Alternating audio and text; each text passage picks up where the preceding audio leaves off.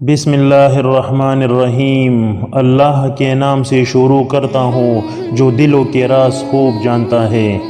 حضرت خواجہ حسن بصری رحمہ اللہ کا پیشہ جواہرات کی تجارت تھا۔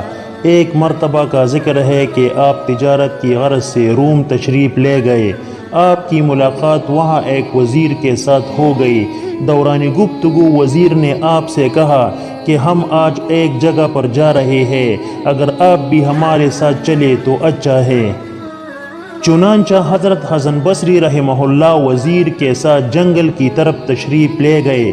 آپ نے دیکھا کہ ایک انتہائی خوبصورت اور بیش قیمت خیمہ لگا ہوا ہے اور ایک بہت بڑا لشکر خیمے کا طواف کر رہا ہے۔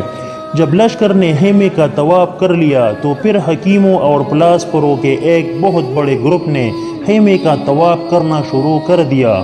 اس کے بعد بے شمار حسین اور خوبصورت عورتیں بیش قیمت لباس پہنے اور قیمتی زر و جواہرات کے تال اٹھائے خیمے کے طواف میں مصروف ہو گئے۔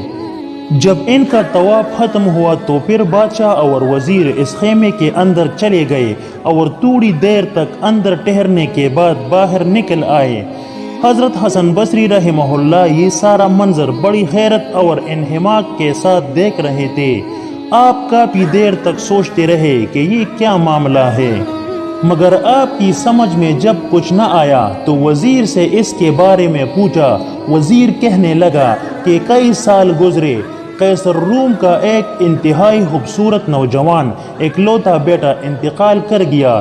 اس خیمے کے اندر اس کی قبر موجود ہے۔